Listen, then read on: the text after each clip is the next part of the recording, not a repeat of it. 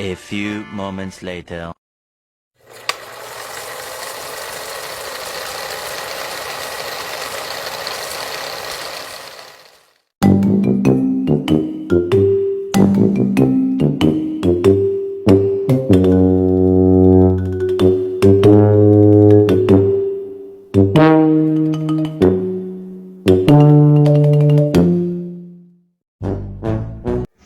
Assalamualaikum warahmatullahi wabarakatuh. Halo everyone, perkenalkan saya Siti Nurfadila dengan NIM 220338. Baiklah, di sini saya akan membuat video untuk memenuhi tugas UTS Manajemen Lintas Budaya dengan dosen pengampu Bapak Wahid Al-Farizi SEMM.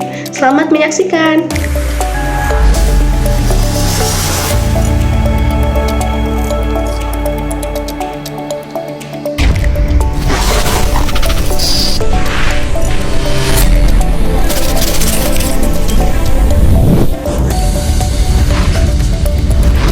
Let's go!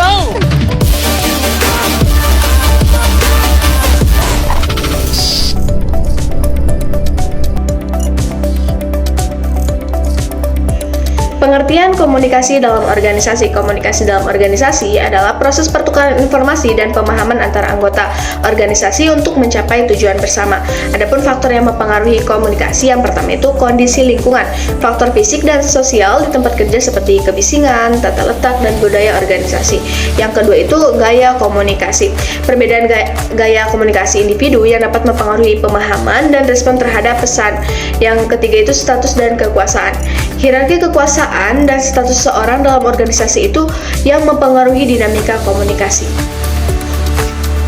Nah, bentuk komunikasi di dalam organisasi. Komunikasi vertikal, komunikasi dari atas ke bawah dan sebaliknya. Komunikasi horizontal itu pertukaran informasi di antara rekan kerja sebidang. Selanjutnya itu komunikasi diagonal, antara hubungan antara unit atau departemen yang tidak sejajar. Peran teknologi dalam komunikasi organisasi. Teknologi memainkan peran kunci dalam memfasilitasi komunikasi yang efisien di dalam organisasi. Dari email hingga platform kolaboratif, teknologi memungkinkan pertukaran informasi yang cepat dan efisien. Selain itu, teknologi juga mendukung komunikasi visual dan pengiriman pesan yang menjangkau berbagai tingkatan keanggotaan dalam organisasi. Nah, ada juga jenis-jenis komunikasi organisasi. Komunikasi organisasi memiliki dua jenis umum, yaitu internal serta eksternal.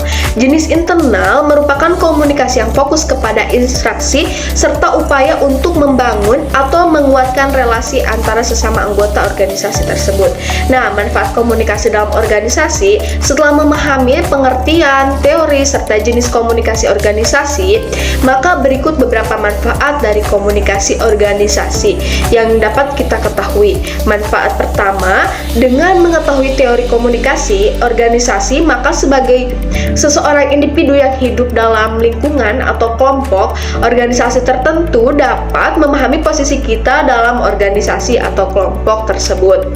Nah, manfaat yang kedua itu, memahami mengenai komunikasi organisasi dapat memperkuat hubungan antara anggota dan pimpinan organisasi, sehingga umur organisasi dapat bertahan lebih lama dan akan tumbuh rasa ingin menjaga serta merawat organisasi tersebut.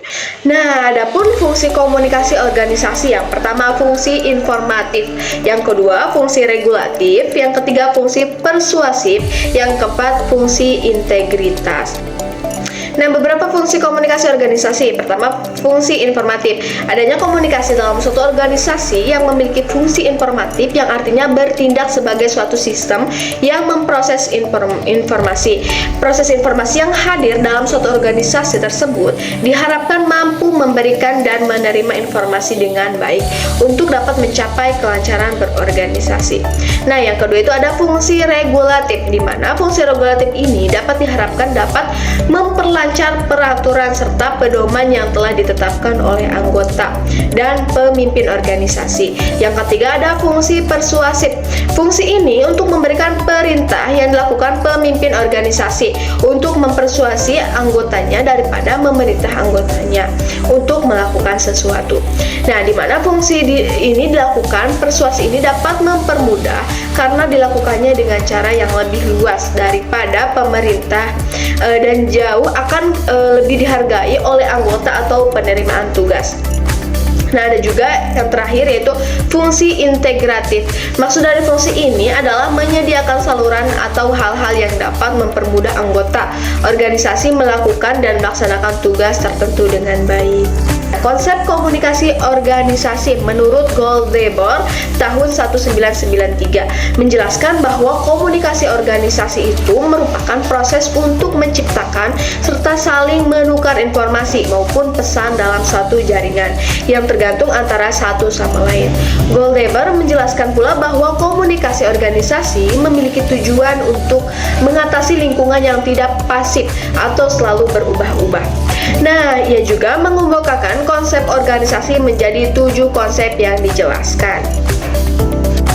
Pentingnya komunikasi yang efektif. Nah, membangun hubungan yang baik, komunikasi yang efektif membantu dalam membangun hubungan yang baik antara rekan kerja dan pimpinan. Nah, mencegah konflik dan salah paham, komunikasi yang jelas dan terbuka dapat membantu mencegah konflik dan kesalahpahaman di tempat kerja. Adapun komunikasi organisasi strategi meningkatkan kinerja perusahaan. Nah, meningkatkan kerja dalam produktivitas dan komunikasi yang efektif, karyawan dapat bekerja secara lebih efisien dan berkolaborasi dengan lebih baik. Nah, menjaga motivasi dan kepuasan kerja, komunikasi yang efektif dapat meningkatkan motivasi karyawan dan memastikan kepuasan kerja yang tinggi. Strategi meningkatkan komunikasi dalam organisasi yaitu meningkatkan keterbukaan, mendorong budaya keterbukaan untuk memperkuat komunikasi internal dan eksternal. Pelatihan komunikasi mengadakan pelatihan untuk meningkatkan keterampilan komunikasi. Semua tingkatan organisasi, penggunaan platform kolaboratif, mengintegrasikan teknologi komunikasi modern untuk memfasilitasi kolaborasi dan pertukaran informasi. Nah, pengaruh budaya organisasi terhadap komunikasi kepemimpinan. Nah, pertama, kerja tim. Budaya kerja tim yang positif dapat mendukung komunikasi yang efektif organisasi. Nah, peran pemimpin sangat mempengaruhi cara komunikasi terjalin di dalam organisasi. Yang kedua itu ada kepercayaan, di mana kepercayaan antar anggota organisasi mempengaruhi tingkat transparansi dalam keterbukaan. Ketiga itu keragaman. Budaya yang mempromosikan keragaman berkontribusi pada kemampuan organisasi dalam berkomunikasi secara inklusif. Nah, yaitu keterbukaan dan transparansi dalam komunikasi organisasi. Keterbukaan dalam komunikasi organisasi dapat menciptakan kepercayaan dan keterlibatan yang kuat di antara karyawan. Nah, transparansi memastikan informasi dengan jelas dan tidak disembunyikan bahwa keadilan dan kesetaraan.